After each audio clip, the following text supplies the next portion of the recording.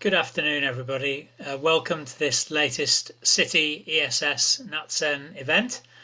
This is our tea time webinar, or for those of you in the United States, including our speakers, it's a brown bag lunch.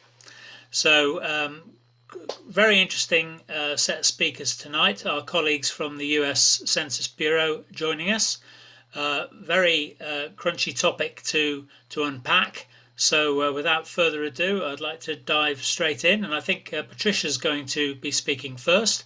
So I'll invite you, Patricia, to share your slides, and while you do that, I will I'll very quickly disappear myself, but just to say that our speakers will talk for about 45 minutes, as is quite usual, and then we will be dealing with questions. And if you'd like to offer a question, please put it in the Q&A function. Okay, see you later. Patricia, you have the floor. Okay, thank you very much. Can you hear me okay? Hopefully. Okay. So thank you very much for having us. My name is Patty Goerman, and I'm a research sociologist and the lead of the Language and Cross-Cultural Research Group in the Center for Behavioral Science Methods at the US Census Bureau. I'll be presenting today along with my colleagues Mikelyn Meyers and Yazmín Garcia Trejo, who are also members of the Language and Cross-Cultural Research Group.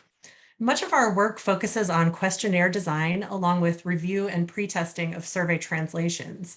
We do not actually conduct translations ourselves, but rather we focus on review and testing in order to increase comparability across different language versions of surveys and other materials.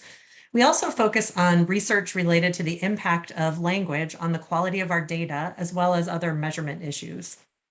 Today, we will talk about some emerging methods for including respondent perspectives in the development of multilingual survey questionnaires, and we'll focus on lessons learned from several of our recent projects.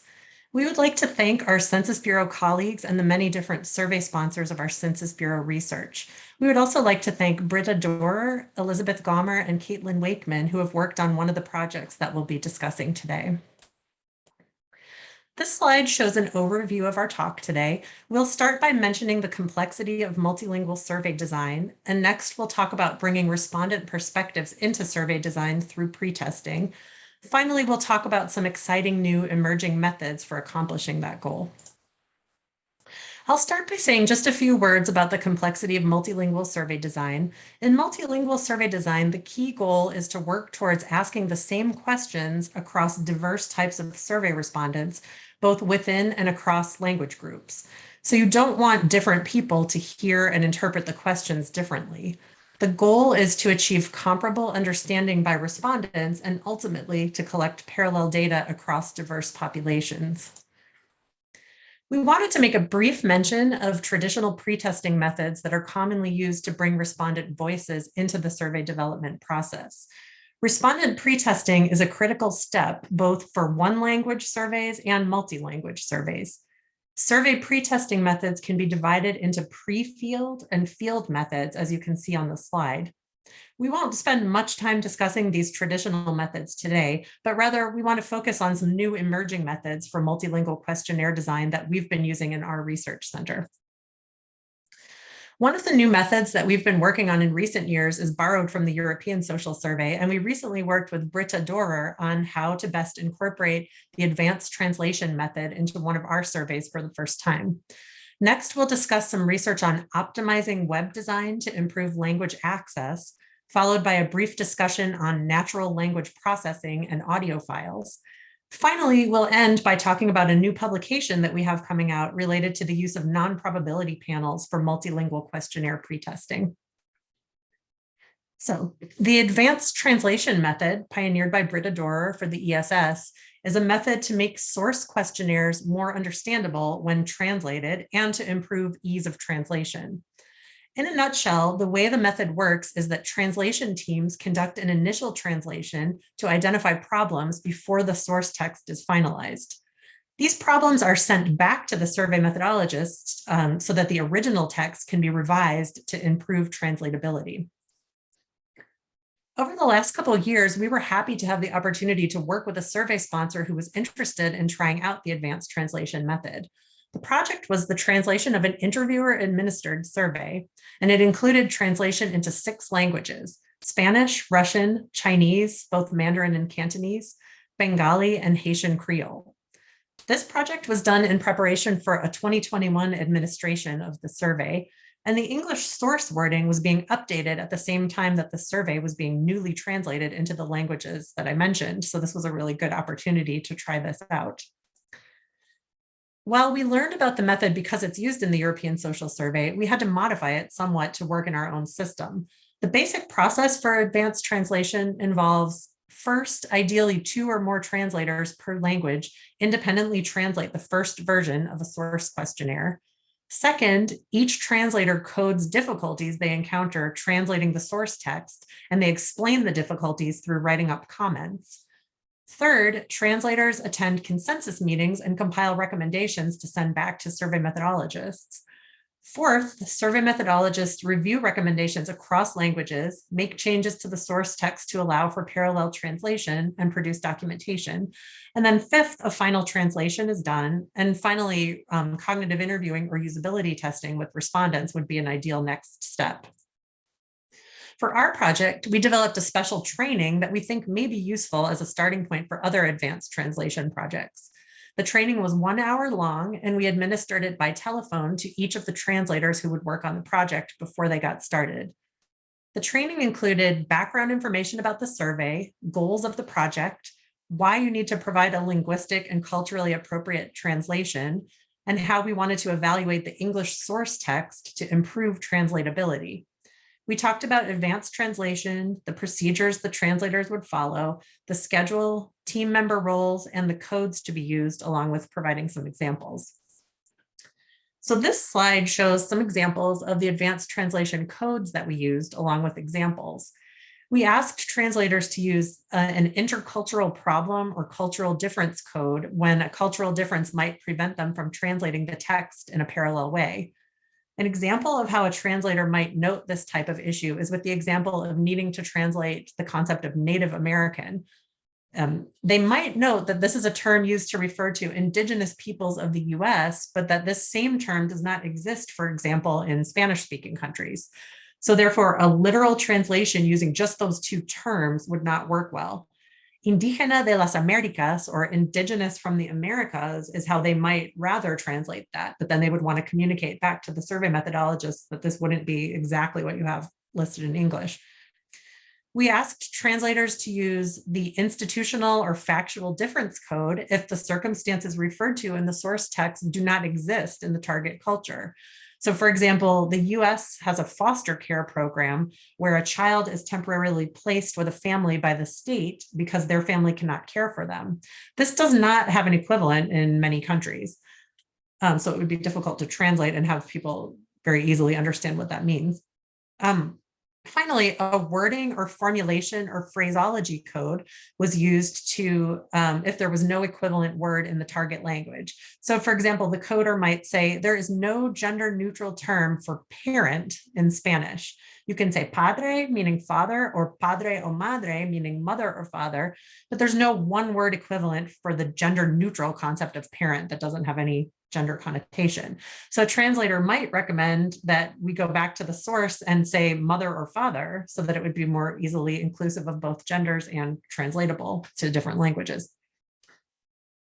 So we faced some challenges implementing the advanced translation method, particularly related to needing to use a pre-existing translation contract that wasn't written with advanced translation in mind. And I think this could be a situation for others, so we wanted to mention that.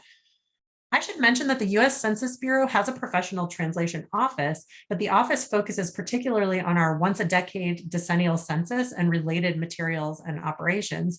The survey that we were working with on this study was sponsored by an external agency and did not have access to that professional survey translation office. So instead, they were using a large pre-existing translation contract. We were able to modify the contract, but not to the extent that might have been ideal. We wanted to point out some of the challenges related to using a traditional, quote unquote, translation contract, since that might be the type of thing that many agencies have in place for translations. So first of all, the translators had varying levels of expertise with translating surveys, which meant that many of them were unfamiliar with survey conventions, such as the goal of collecting parallel data, how to handle fills in a survey question, that kind of thing. Secondly, the translators were paid by the word rather than by the hour, which meant that they didn't have much incentive to provide detailed feedback on the source questionnaire wording. Third, the translators were not local to us, which caused them not to know about US programs or concepts and the housing situations that were addressed in the questions. It also wasn't easy for them to reach out to us if they ran into any questions that came up. Fourth, when we received the finished translation, we saw evidence that some of the translators had relied extensively on machine translation and not reviewed it after the fact. Fifth, we actually didn't have research staff that was fluent in all of those target languages in order to thoroughly review the work on the back end. So the survey sponsor in the end had to hire new personnel to do that. So because of these difficulties, the survey sponsors came up with the innovative idea of adding a new type of participant to the process, team members that we called language reviewers. So language reviewers were people who lived where the survey would be administered. They were professionals with work or educational experience in translation, either translation, the court system, higher education, or working in that language with the populations in question, but not all of them were certified translators. So 2 language reviewers were hired per language for Spanish, Russian, Chinese, Bengali, and Haitian Creole. And it turned out to actually be quite difficult to find language experts who were fully fluent and literate in Haitian Creole and who lived in that local area. So the sponsor was eventually able to include 2 language reviewers in that language, but they were heritage speakers who understood the concepts and methodology of the study, but who had to actually rely on a network of people who were more fluent to come up with the actual translations. So in the end, they kind of served as language brokers rather than direct translators. This was a way to get new voices into the survey development process, kind of on the fly. This wasn't what we had initially planned, but the role of the language reviewers ended up being to review and refine translations, to attend in-language and cross-language consensus meetings, and to revise the translations based on the outcome of the consensus meetings. There were numerous review and consensus meetings, and many translations were edited multiple times as a result. So I want to mention, it would have been ideal if we could have hired initial translators who could have carried out all of these steps, and it certainly would have been more efficient, but that really wasn't possible with the type of contract that we started with. So cross-language consensus meetings were extremely important because many issues were identified that spanned multiple languages. Some translation issues appeared to only affect some of the languages. This slide provides a few examples of the types of issues that were uncovered at these consensus meetings. We encountered many challenges translating Likert-like response scales, or response scales with 5 or 7 points that ranged from one extreme attitude to another. So for example, we found that it was really difficult to ensure comparability across translations for intensity modifiers like the word strongly, like in a response scale, strongly agree, somewhat agree, those kind of things. And as a solution, we actually changed many Likert scales that had words initially to become just numeric scales from 1 to 10 with labeled endpoints. Some terms that were jargon in English were difficult to translate, like the term unit as a way of referring to the location where the respondent lives. Survey sponsors chose to add a question up front in the beginning of the survey asking whether respondents refer to their home as a house or an apartment, so that the term could later be piped in throughout the survey in place of the word unit, trying to be more generic. Finally, some questions were impossible to translate due to differences in syntax or structure between languages. So for example, it's impossible to ask respondents what pronoun, such as he, him, or she, her, they would like an interviewer to use to refer to their household members when a language doesn't use pronouns in the same way as English, such as in Chinese. So there were quite a few lessons learned with our first implementation of advanced translation. It can be difficult to plan and coordinate the timing of different steps in a large project that includes many languages.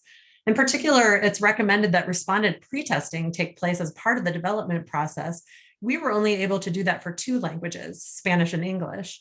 Because of changes to the project, we ended up doing cognitive testing before all of the language review meetings were finished, and that actually caused some version control issues. So in future studies, we recommend that pre-testing take place after all the review meetings are completed. A large number of languages was included in this study. Sometimes a word or phrase would work in 5 out of the 6 languages, and then it could be challenging to come up with a solution that would work for all of them. Advanced translation can be time consuming. From start to finish, we worked on this project for over a year. For agencies new to the process, we might actually recommend starting smaller as you're ironing out your processes. Finding qualified researchers was not easy in every language. The more languages included in a study, the more likely you are to run into issues with the logistics like that. One extremely important point that was really driven home for both our original survey designers and all the team members was the importance of plain language and easily understood source language questions to start with as a basis. Sometimes, despite our best intentions, we don't even realize that a source language question is unclear until we go to translate it. So the advanced translation method really helps to improve the original version of the survey, in addition to helping have more clear and parallel translations.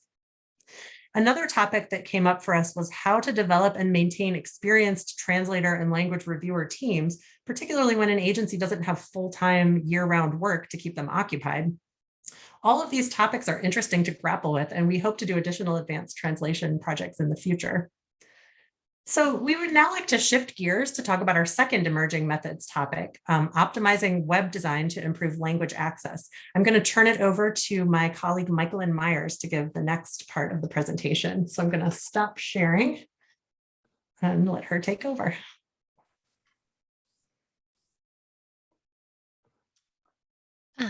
Hello, everyone. I just want to make sure I have my screen set up here correctly.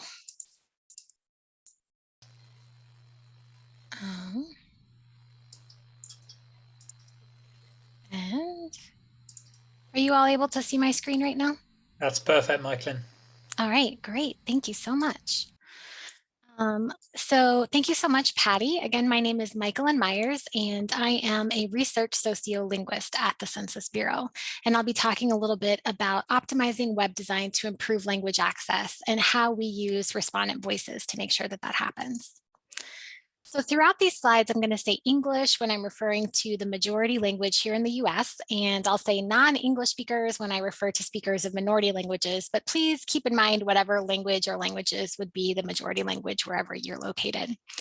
At first glance, optimizing web design for non-English languages might seem like a relatively straightforward task. However, in our experience pre-testing multilingual surveys, internet use is not necessarily synonymous with digital affinity. For example, we have found that when we recruit Spanish speakers for usability testing who report that they use the internet regularly, they often report using the internet to access social media, like on Facebook, or to read emails or send text messages via apps like WhatsApp. And these types of activities often do not translate into the digital affinity necessary to complete a survey online. Instead, online activities like banking, online shopping, or paying bills online would be much more similar to the digital skills that a respondent needs in order to complete a survey online. As a result, having internet access and using the internet regularly are necessary, but by themselves, they are not sufficient to enable respondents to complete our surveys online. We found that posting translations of landing pages for a survey or survey questions is also not enough. Adaptations may be necessary to help our non-English speaking respondents complete unfamiliar tasks like accessing a specific website by typing a URL into a navigation bar, or toggling the language of a website from English into their non-English language, or following security procedures to log in. These adaptations are vital because the best translation in the world is not helpful if respondents cannot access translated materials that are online. This is a really broad topic, so today I'm going to focus us in specifically on how pre-testing with respondents has led to recommendations for improving the design of language toggles. When we pre-test online surveys, we've noticed that many respondents who speak languages other than English react in surprise when they receive bilingual mailing materials, but then they follow a URL to a landing page that's in English. Some respondents have their browsers set to a non-English language so that their browser will automatically detect that they have hit a website in a language they don't speak, and it offers them a machine translation automatically. Some of them use that machine translation, which can provide inaccurate or even offensive translations. I'll talk about that a little bit more in a bit. Many others will just break off without even searching for a toggle to switch the language. Some of our survey sponsors were puzzled by this behavior when we first started noticing this because they assumed that a respondent who did not speak English would automatically search for a way to translate the website into their language. But let's talk a little bit more about why respondents don't necessarily do that. There's a concept in discourse analysis that explains this behavior pretty neatly. The Garcian maxims are conversational norms that say that when two people communicate, each assumes that the other is trying to cooperate in order to convey information. And each also tries to give information that is relevant using a method that is understandable.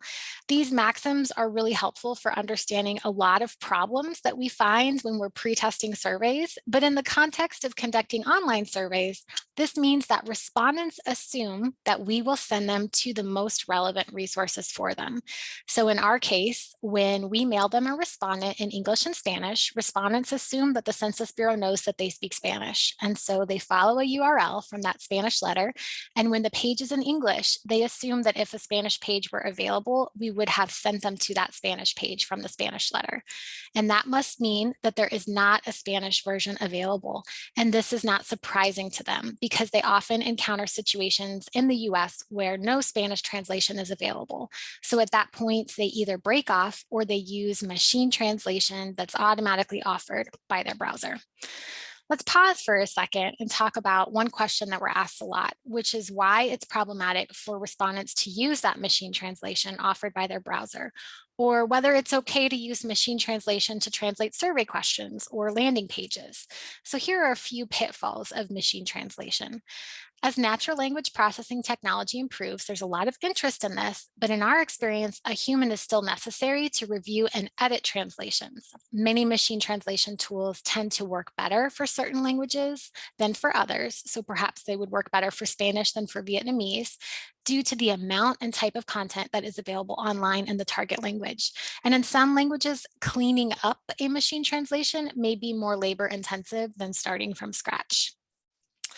So why is specialized expertise, and by specialized I mean human expertise, still required to produce high quality translations?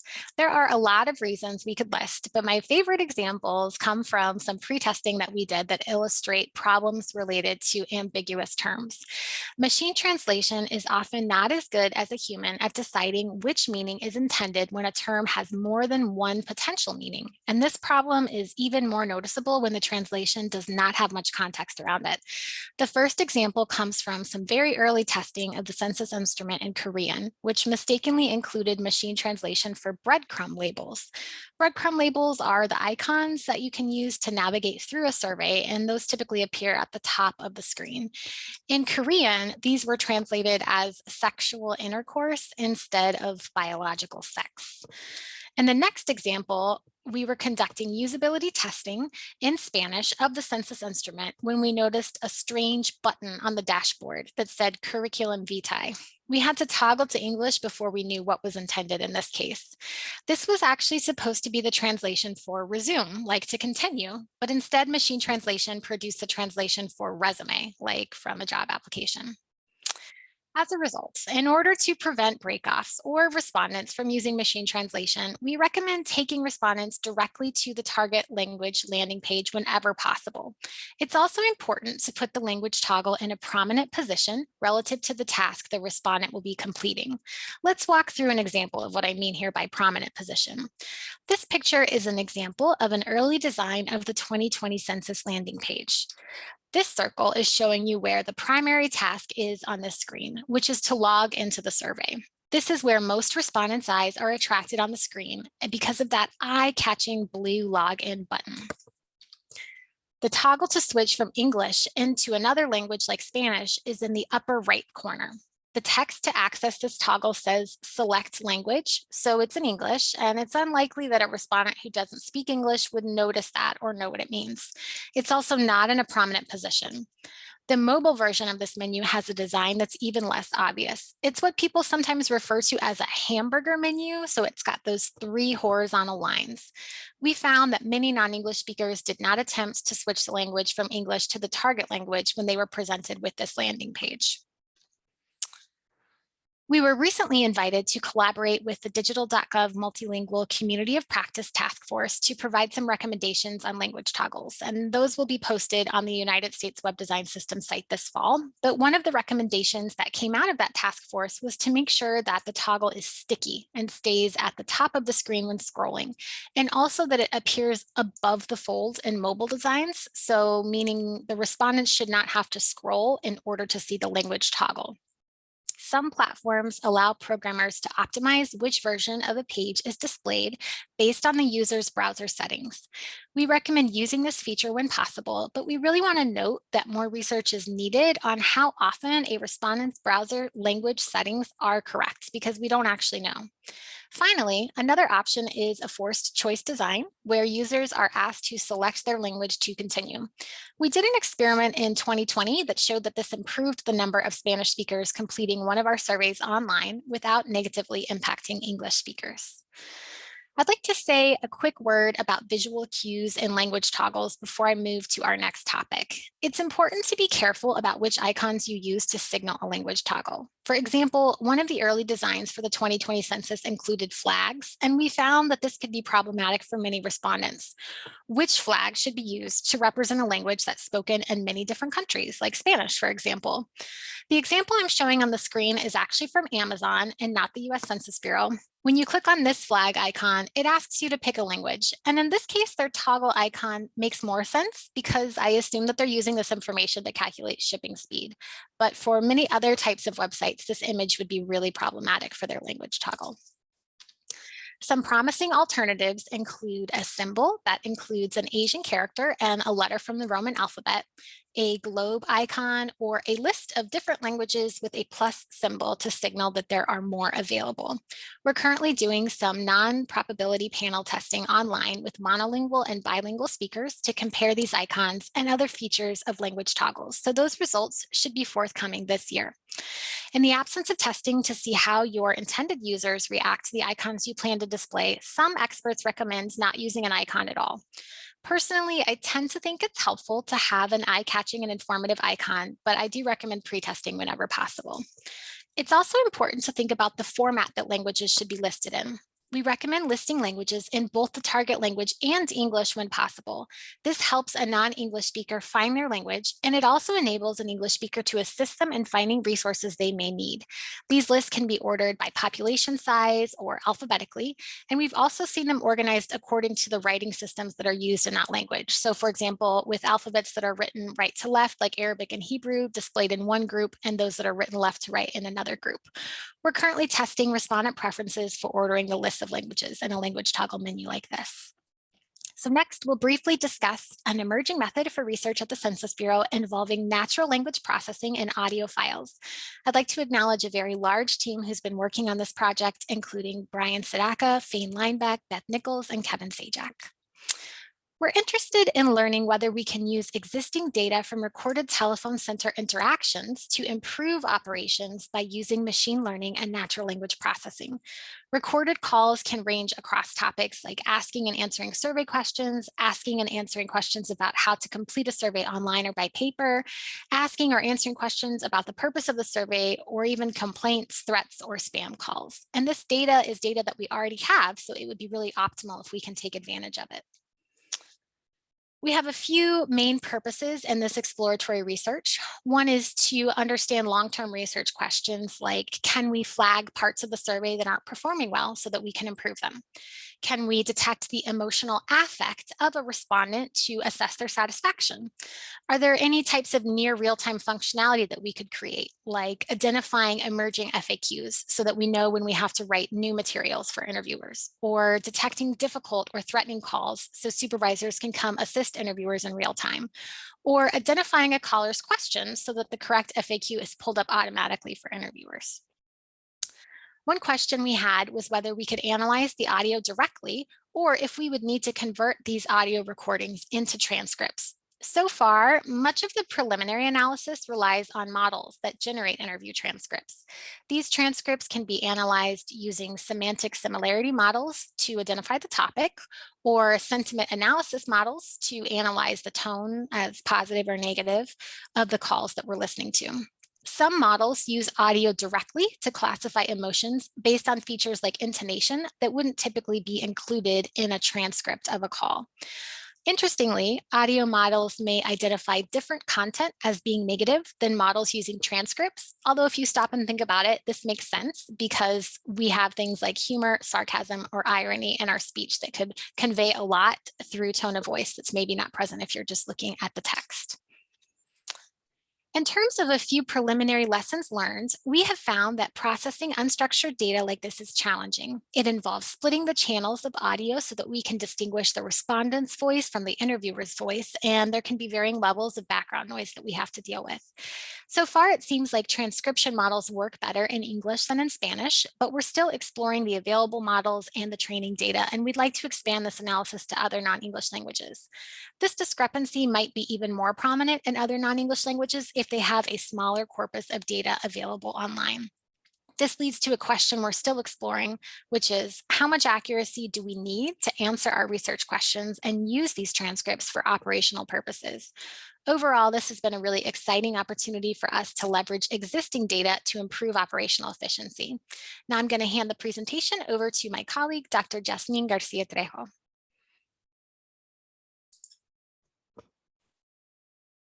Thank you. Hello, everybody. Let me start by sharing my screen.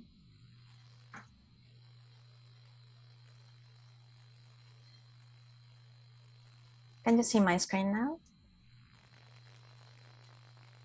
Yes, slide is there. Thank you. So I am Dr. Yazmín Garcia Trejo. I am a social science researcher at the US Census Bureau. And I'd like to turn now to an emerging question we've been studying at the Census Bureau.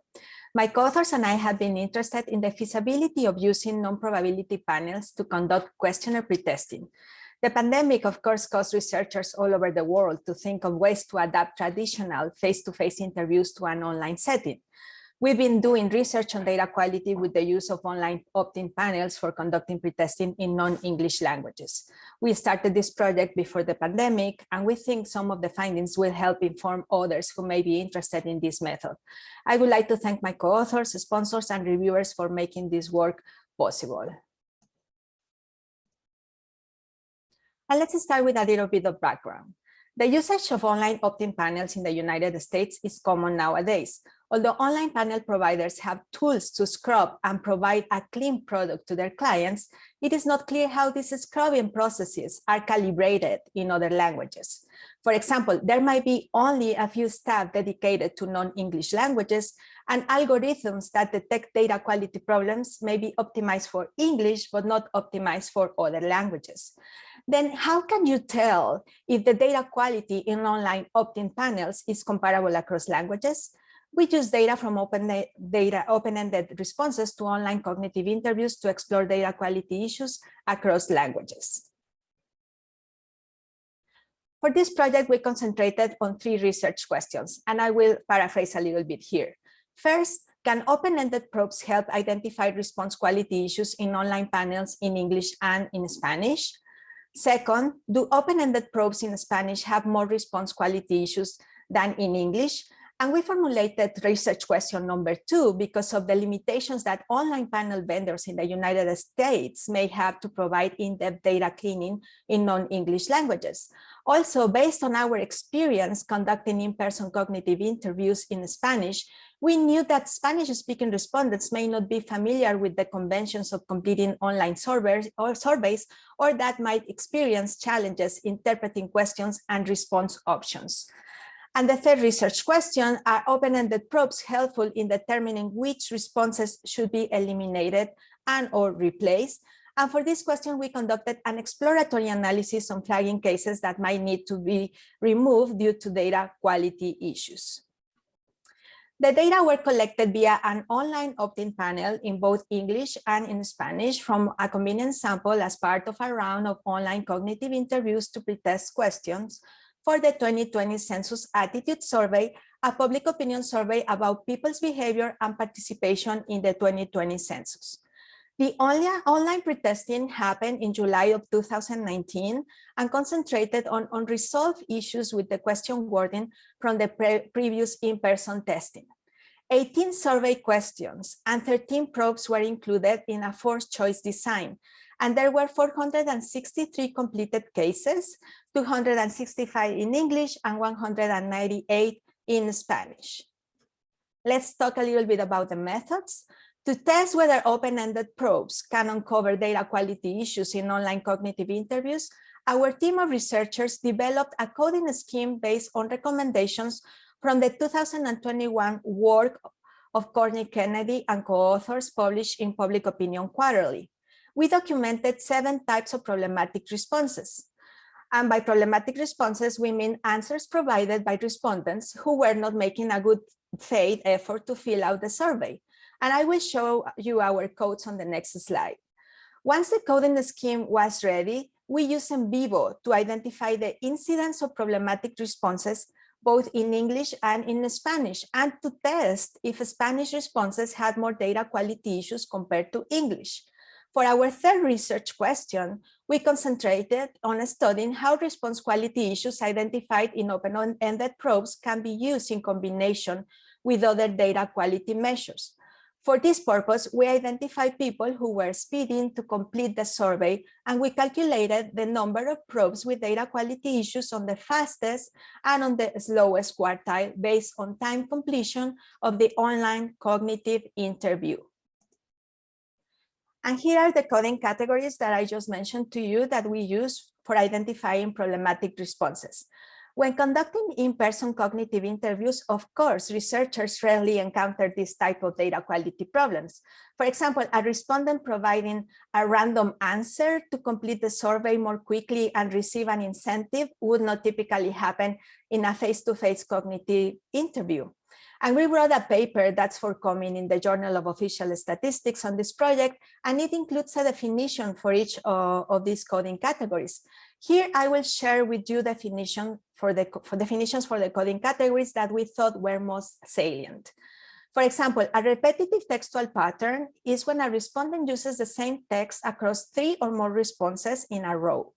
It could be that the respondent answered no idea or the word yes or no to 3 or more consecutive items. Another coding category unique to the cases coded in Spanish is that respondents volunteered that they didn't know or speak Spanish, even though they were recruited for the Spanish panel. We also calculated the intercoder reliability rate based on a third of the probes coded, which resulted in a 92% intercoder reliability rate for Spanish and 94% for English. And now let's take a look at the findings. This chart shows 2 things. Looking at the probes in English and Spanish, yes, we can identify response quality issues. Also, across all probes, most of the codes in Spanish had some sort of problem. On average, about 58% of responses were coded as valid in English compared to only 30% of the Spanish language responses coded as valid. Now, if we want to see in more detail the type of problematic responses, this next chart shows the average percentage of each response quality issue across open-ended probes. I want you first to notice the prevalence of repetitive textual patterns, the last category in the figure. This refers to having identical responses in multiple open-ended probes. This problem occurred on average in 42% of English language responses, but the frequency of repetitive textual patterns on average was higher in Spanish with 54%. These repetitive textual patterns have important implications for response quality and may be the result of respondents attempting to complete the survey as quickly as possible, or they may indicate the presence of a bot. The second common code in both languages and across all types of probes was non sequiturs or nonsensical responses, 26% on average in both in English and in Spanish, which is similar to what other researchers have discussed as a quality issue in the open-ended question literature. For example, researchers have hypothesized that respondents may be tired of answering too many open-ended probes, or they may type nonsensical responses in order to advance to the next question more quickly and complete the survey sooner. One behavior, as I mentioned to you, only seen in the Spanish language data was that respondents volunteered that they were not Spanish speakers, 3% on average. Once we identified the problematic responses, our next question was how these data quality issues can help researchers decide which cases to drop or replace. And as an exploratory analysis for this paper, we decided to compare our findings on problematic open-ended responses with a data quality metric used to evaluate close-ended responses. In this case, respondents who showed signs of being speeders. We define speeders for the purposes of this exploratory research as participants whose time to complete the main survey and the probing questions fell on or below the 25th percentile, which is less than 4 minutes in each language.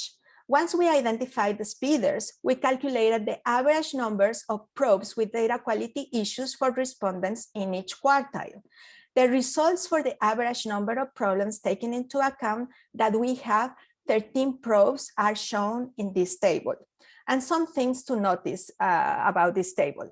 First, speeders in the survey accounted for most, but not all, data quality problems identified in the analysis of the open-ended probes in English and Spanish. As you can see, in the first quartile, we have many problematic responses in English and in Spanish. In English, as you move to the people who took more time to complete the survey in the second quartile, the number of problematic probes decreases. However, in Spanish, you don't see that pattern. Both the first and the second quartiles still have a large number of probes on average with data quality problems. In the first quartile, there were an average of 10 problematic probes, and in the second quartile, an average of 8 problematic probes. These results signal that the analysis of open-ended items may identify additional participants displaying problematic behaviors that are missed when only using more traditional methods for verifying data quality, like identifying speeders. And here is just the summary of our findings. In sum, we found evidence to respond to each of our research questions. For the first one, analysis of open-ended probes identified response quality issues in both languages. For the second research question, yes, there is evidence that there are more problematic responses in Spanish compared to English. And for the third one, exploratory analysis of open-ended probes help us in our case to identify problematic behaviors that are missed when only using more traditional methods for verifying data quality issues like speeders. We would like to share with you some limitations that we experienced when conducting this research. The raw data that we started with was likely of poorer quality than what researchers might typically receive from online opt-in panels. We had a unique opportunity on this project to examine the initial unscrubbed data because our agency has regulations that only permit individuals with Census Bureau special sworn status to review unedited responses in order to protect respondents' confidentiality. The typical vendor data scrub procedure was not used before we received the data. Rather, we received the unedited responses and had the opportunity to review them ourselves. However, as I mentioned earlier, resources available to provide that type of quality control in non-English languages are most likely limited compared to the resources available in English. Respondent burden is a second topic of interest, and is greater when answering open-ended probes as compared to closed-ended items. Open-ended probes will impose some burden since they deal with comprehension issues and require in-depth thinking.